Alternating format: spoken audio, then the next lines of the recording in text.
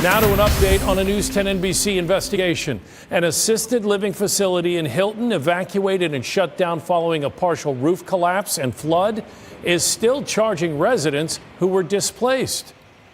It's like, how can you take the money for services not rendered? How does that work?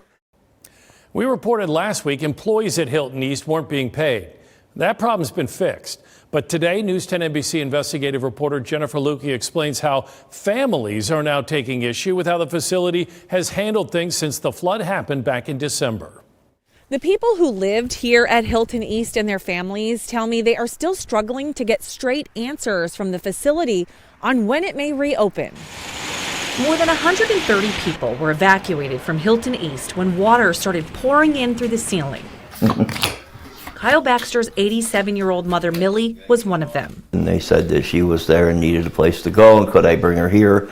I said, well, how long? And they said 3 or 4 days, possibly a week. I said, yeah, no problem, I can do that. That was on December 28th. But I've been hearing next week ever since she's been here. Millie has dementia, and Kyle worries his house isn't the safest place for her. Just a few nights ago, there was almost a fire. But I came down to smoke bellowing out of the microwave. Kyle and other families tell me they can't get a straight answer on a timetable for when Hilton East might reopen. And I just continuously keep getting the runaround. And making matters worse? I look at her bank account and I've seen they've taken her room expense out for January, which she was here the whole month of January. And they've taken it out for February. That's $3,000. How can you take the money for services not rendered?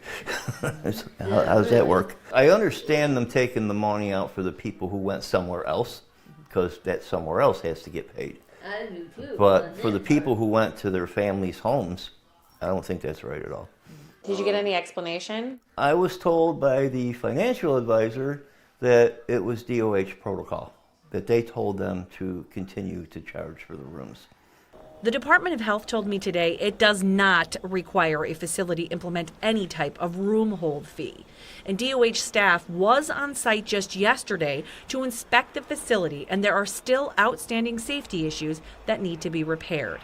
I got in touch with the owners of Hilton East today. They tell me they're meeting with DOH on a daily basis and doing everything possible to reopen. Hilton East did send a staff member over to check on Millie, check her vitals this afternoon. But what Millie told me many times today is that she really wants to just get home. At Hilton East, Jennifer Lukey, News 10 NBC.